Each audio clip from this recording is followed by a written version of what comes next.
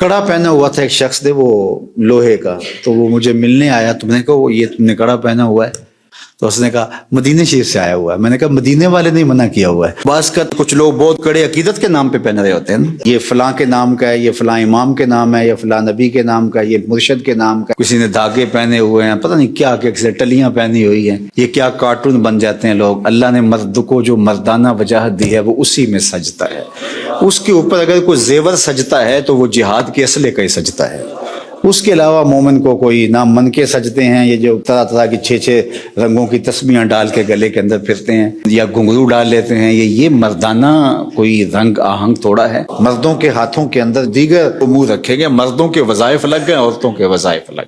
इसलिए रेशम मर्द को मना कर दी गई, ये नरमो नाजुक लिबास।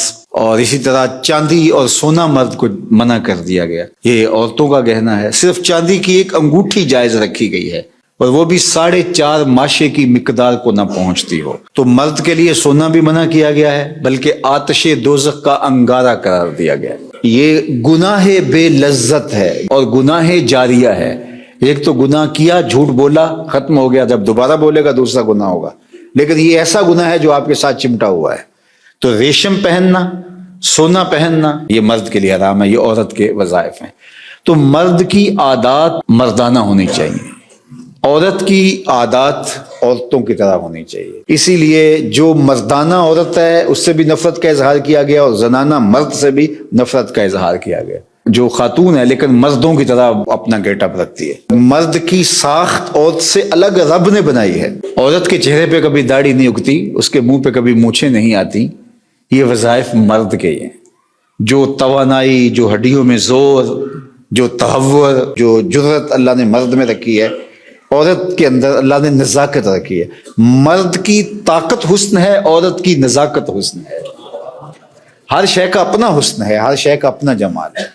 औरत के अंदर जो नज़ाकत रखी गई है वो अल्लाह ताला जल्ला शानहू ने उसका हुस्न बनाया है। बल्कि एक सफर में कुछ खवातीन भी हमरा थी, तो जो गुलाम ऊंट हाँक रहे थे उनका नाम था अंजुशा रज़ी अल्लाह ताला अन्हो। तो वो ऊँटों को जब सवारियां चल रही थी तो थोड़ा सा तेज हाँक रहे थे।